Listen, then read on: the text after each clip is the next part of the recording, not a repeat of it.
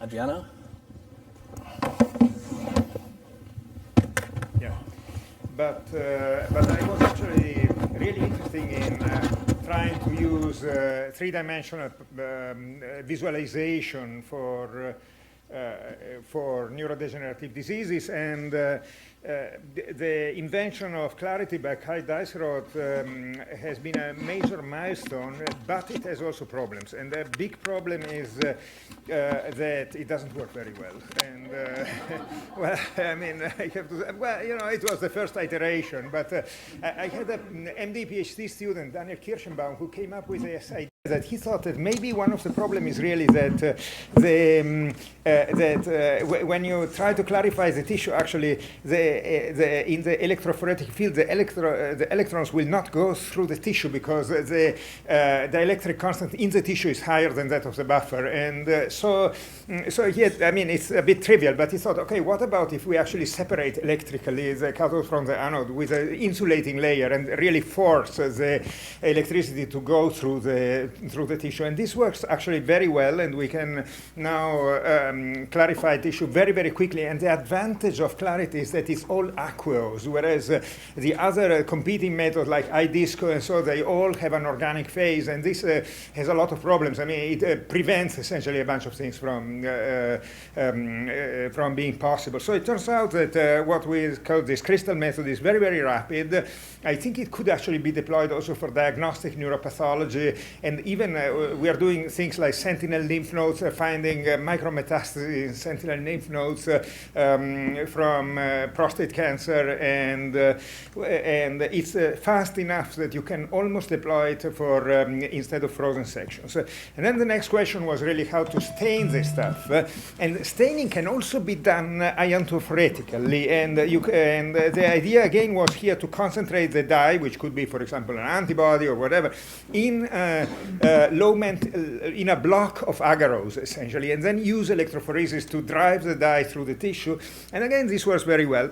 And now for protein aggregates, I've been playing around with polythiophene, which were invented by Peter Nilsson, who is now a professor of chemistry in Linköping. And he was a postdoc in my lab 15 years ago, and he tried to play around with this. And these molecules are fantastic because they are essentially ratiometric dyes, and they change their fluorescence spectrum depending on the angle between the thiophenes, and the angle between the thiophenes is specified by the interlocking of the polythiophene with the amyloid. And we have some structural data collected together with Beat Meyer, who is a solid-state NMR guy in Zurich, and essentially that's what happened. That's the same polythiophene at 3 different pHs. So if you use actually carboxylic residues here, you can actually just simply by shifting the pH, you can turn the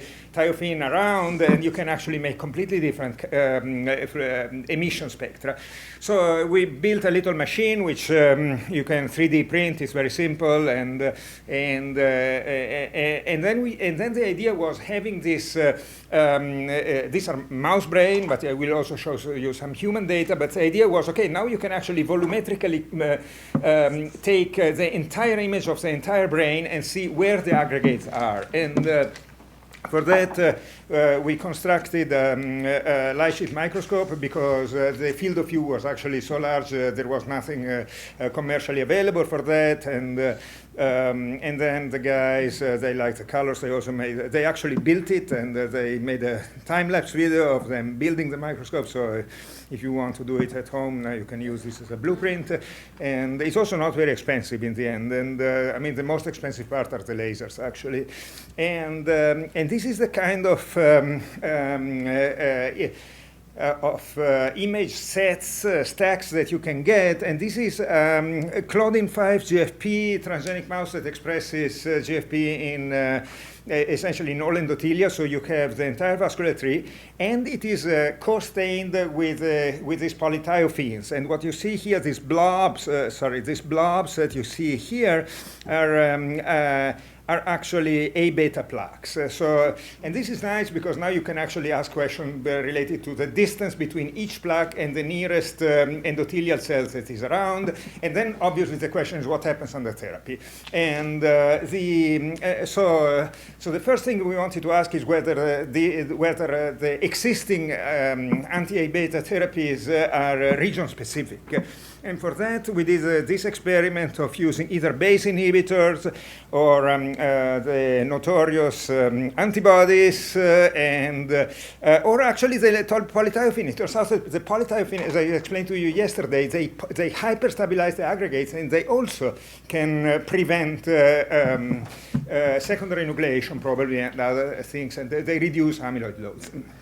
So the question was, so a bunch of mice were treated for 3 months, and then they were subjected to clearance and to stain with polythiophenes, and then to light sheet microscopy. And essentially, the kind of probability maps that we built here these are maps of the efficacy of the treatment. So we are not looking at amyloid load. We are comparing a group of 10 mice registered to the Allen Brain Atlas that were treated, whatever, for example, BACE inhibitor.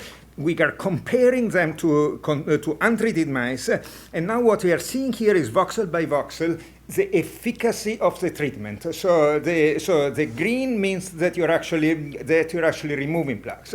And now we can do this for 2 different treatments, and we can look actually at the difference. We can ask, okay, do the antibody remove plaques in different sites than the BACE treatment?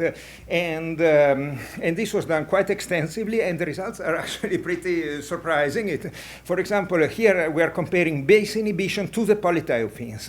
And for me, it's really amazing because it's almost the opposite. You see that really the polythiophenes, they are very effective at removing the plaques in the dorsal cortex. The BACE inhibitor does almost the opposite. And I am excited because I start wondering, could it be that if you have treatments that are so different in the type of, in the regionality of regiospecificity of amyloid removal, could it be that this might be synergistic if you combine them? And then the next thing, and this I think chimes very well with the lipidomics data that you have shown, and I think that we really need to interact here because all these data sets can actually now be intersected. And what we have done here was to intersect the spatial transcriptomics data from atlases, and then to ask the question, okay, the efficacy of removal, with which gene expression patterns does it correlate from the spatial transcriptomic data that are already out there in the literature? And now it turns out, so what is the best correlation? The best correlation is Thy1. Now, this is a bit obvious because we are looking at APPPS1 mice where the transgene that overexpresses A-beta is under control of the Thy1 promoter. So it's not surprising that the best removal happens in those areas where Thy1 is expressed. I mean, it's essentially it's a positive control, but it's unbiased positive control. So it gives us a lot of confidence that what we're looking is actually real. Then the second best hit is BACE1. Well, of course. I mean, if you're using BACE1 inhibitors, it will work where BACE1 is expressed. But and then you find actually surprising things, other genes, and so, and that's where things become obviously more exciting. But then we can compare different treatments. So here we are looking at the efficacy of removal for the polythiophenes versus the efficacy of removal for a BACE inhibitor. And what you see is that the BACE inhibitor correlates very well with proteolipid protein, myelin-basic proteins. These are all oligodendrocyte myelin-related genes, whereas here for the polythiophene, we have CAM kinase 2, we have neuregulin, we have SNAP25. So you see that actually there is a pretty good segregation between the two different treatments, even at the molecular level. And then finally, I just want to say that you can adapt the whole thing also to humans, and this is actually the same thing now with antibodies against A beta and against vessels in a human hippocampus of an Alzheimer's patient. So we can actually move to diagnostics of human tissue as well. Right. Thank you. Very good. Yeah. Are questions? Yeah, Jeff. Adriano, I didn't quite understand the polythiophene. So are you saying by treating with polythiophene, the aggregates in the top region that you showed were actually cleared? Yes. And so the mechanism of that is presumably something like glial cells are taking out the amyloid because you're not getting further nucleation? Is that the genesis of the result? So so we have studied this in detail in the case of prions, and there you see actually two things happening. The prion aggregates become much more protease resistant than in the presence of the polythiophene. But if you use them to seed, actually, and with prions you can do this almost like in a viral assay, because the prion is an infectious agent. And when you do this kind of seeding assays, then you see that the infectivity drops dramatically, but the protease resistance go high. So, which is the opposite of what usually happens. So the innuendo from that is what the polythiophenes do is that they create a scaffold that stabilizes the amyloid and prevents it from breakage. And in fact, there is some evidence for that also from the structural side. Anything else? Yeah, hello.